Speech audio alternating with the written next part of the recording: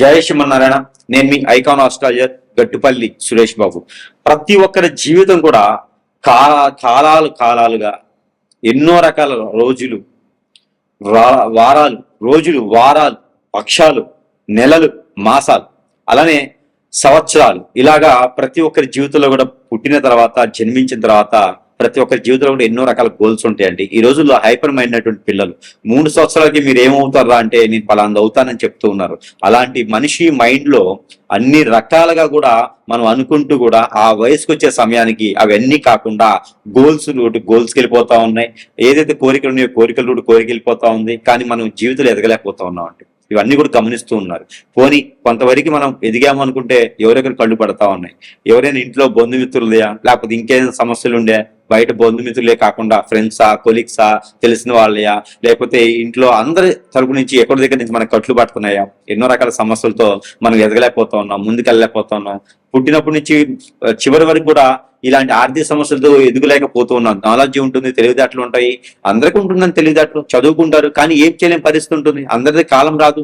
అదేమంటే నువ్వు మా నాన్న కోటీశ్వరుడు కాదు, మా నాన్నకి ఆస్తులు అనుకుంటే ఎవరికి ఆస్తులు ఉండవు అంటే మన తెలివితేటలతో మన దరిద్రం బాగాలేకపోతున్నాం, అలా అయిపోతాం తప్పితే ప్రతి ఒక్కరి జీవితంలో ముందుకెళ్ళాలంటే సంకల్పం ఉంటుంది. ఒక్కొక్కరు ఉంటారంటే ఇంకా నేను చెడిపోవాలి, ఎదుటి చెడగొట్టాలి, వాళ్ళు బాగుపడకూడదు అనేటువంటి వ్యసనం, రంది, కుళ్ళు ఉంటుంటారు కామన్. కానీ ప్రతి ఒక్కరి జీవితంలో పుట్టగానే మంచోడు అవుతారు, పుట్టగానే చెడ్డోళ్ళు ఎవరు కదండి. సావాస దోషం బట్టి అలా చెడ్డోళ్ళుగా మారిపోతూ ఉంటారు, వాళ్ళ ఆలోచన విధానం మారుతూ ఉంటుంది. కాబట్టి ఇక్కడ మనకి ఏం మాట్లాడాలనుకున్నామంటే కనుక ముఖ్యంగా మనిషి జీవితంలో అవసరం ఏంటండి? ఆర్థికం. డబ్బు ఉంటే సాధించలేదు ఏది లేదు. డబ్బు ఉంటే ప్రతిదీ మన చేతులకు వస్తుంది. డబ్బు ఉంటే మన చెంతకి చేరుతుంది ఏదైనా సరే. సీఎం అయినా, పిఎం అయినా, లేకపోతే ఇంకా ఇతర అయినా సరే ఏ సమస్యను పరిష్కారం కావాలి మన కలియుగంలో అంటే కనుక ఇటీవల అయితే మాత్రం ఖచ్చితంగా డబ్బే అవసరం అండి. రూపాయికి ఎన్ని ఫోన్లు వస్తాయో కాదు, ఎన్ని ఫోన్లకు రూపాయి వస్తే పరిస్థితికి ఏర్పడ్డాము, ఎన్ని డాలర్స్కి రూపాయి వస్తుంది కాదు, రూపాయికి ఎన్ని డాలర్లు వస్తాయి అనే దానికి వెళ్ళిపోవాలి. కాబట్టి ఇక్కడ మనం ఏమనుకుంటున్నాం అంటే ప్రతి ఒక్కరు కూడా ఆర్థికంగా ఎదగాలి. ప్రతి ఒక్కరి జీవితంలో కూడా ఏదో ఒక లోపం, ఏదో ఒక తాపం, ఏదో ఒక శాపం కొట్టి పిట్టాడి ఉంటుంది. కానీ ఇవన్నీ కూడా మనకి ఏ రకంగా అండి?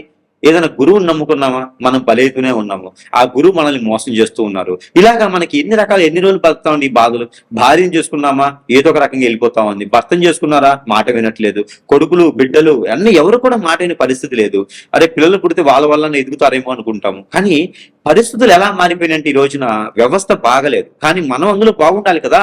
మనం ఉన్నటువంటి పరిస్థితుల్లో ఆరోగ్య సమస్య కానీ మరి ఇతర సమస్యలు వస్తే ఏంటి సమస్య, దానికి పరిష్కార మార్గం ఏంటి, ఎవరిదైనా మాట్లాడితే దూరం అవుతా ఉన్నారు. అసలు ఇవన్నీ కారణాలు ఏంటి, ఎక్కడ జరుగుతుంది మనకు అనుమానం ఎక్కడ?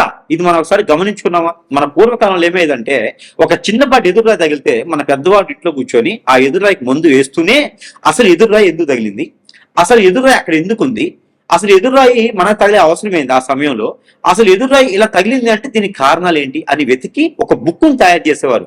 బాగా గమనించుకోండి. మన పెద్దవారి ఇంట్లో ఉంటే ఇలా జరుగుతుందని వాళ్ళకి చెబితే ఎదురురాయేది. కానీ కంట్లో నలసపడ్డా కూడా దానికి ఒక చరిత్ర ఉంటుంది, దానికి ఒక నియమం ఉంటుంది, దానికి ఒక కథ ఉంటుంది, దానికి ఒక సిస్టమ్ ఉంటుంది, దానికి ఒక రెమెడీ ఉంటుంది. మనం కొట్టి పడేయడానికి లేదు.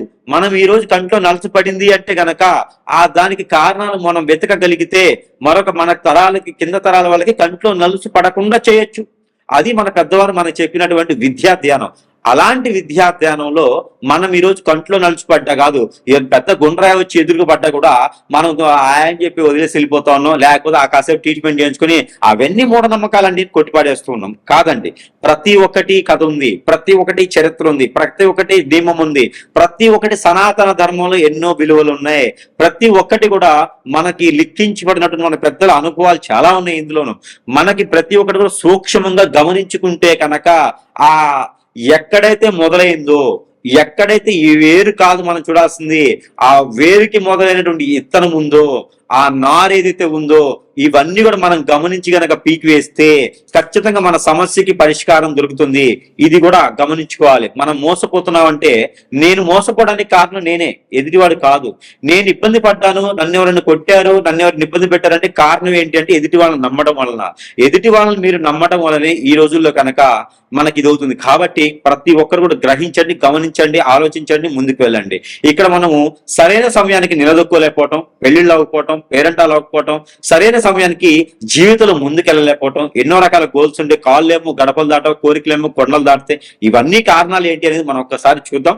రాశి ప్రకారంగా, ఆ రాశిలో ఉండే లక్షణాల ప్రకారంగా, అందులో ఉండే మనుషుల ప్రకారంగా అసలు ఏం జరగడం వల్ల మనకు ఆర్థిక స్థితిగతులు మెరుగవట్లేదో ఒకసారి మనం పరిశీలన చేసుకుందాం. ద్వాదశ రాశుల్లో ఒకటి మకర రాశి.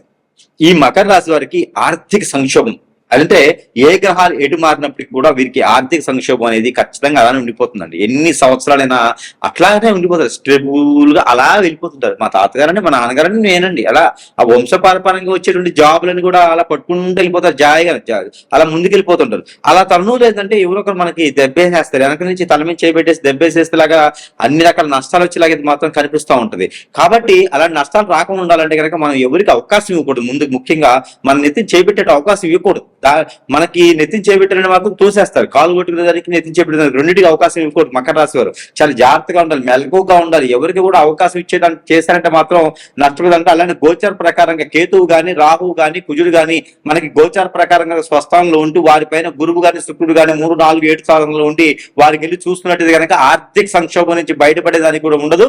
ఎందులో ఇన్వెస్ట్ చేస్తే కూడా ఖచ్చితంగా నష్టపోయేదానికి ఉంటుంది. కాబట్టి ఎందులో ఇన్వెస్ట్ చేసే ముందు కొంచెం ఒకసారి 2 సార్లు ఆలోచించుకొని ఇన్వెస్ట్ చేసుకుంటూ ఉండాలి. అదే రకంగా ఈ ధనుసు, ఈ యొక్క మకర రాశి వారికి ఆ దేవుని అనుగ్రహం కూడా చాలా తక్కువగా ఉంటుంది. ఎందుకంటే కనుక గ్రహాలని స్థితిగతులు మాగలో ఉండకుండా ఏ గ్రహం ఎటు మారినా కూడా మకర రాశి వారి పైన పడుతూ ఉంటారన్నమాట. ఎవడొచ్చి బాంబులు తాలిబాల పడ్డట్టుగా. అలానే మీరు కొంచెం జాగ్రత్తగా ఉండాలి. అలానే మకర రాశి వారు దేవుని అనుగ్రహం ఖచ్చితంగా కావాలండి. దుర్గామాత దగ్గర కానీ, లలితమ్మ దగ్గర కానీ, పార్వతమ్మ దగ్గర కానీ వెళ్ళి కుంకుమ చేయించుకోవాలి మీరు ప్రతి మాసంలో ఒకసారి.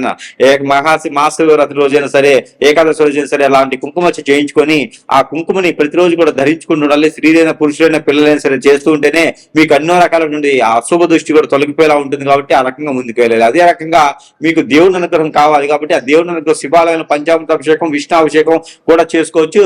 మీరు తామర పూలతో అభిషేకం చేసుకుంటే చాలా అద్భుతంగా మీకు ప్రతిఫలం కనిపిస్తూ ఉంటుంది. కాబట్టి ఆ విధంగా ముందుకు వెళ్ళొచ్చు. దాంతో పాటు ఎన్నో రకాలైనటువంటి సంఘటనలు, విశేషమైనటువంటి జీవితం గడపాలనుకుంటే కూడా అప్పులు వాళ్ళు అవ్వద్దు. అప్పులు ఎవరికి కూడా ఇచ్చే వ్యవస్థకి, పరిస్థితికి మారద్దు మీరు.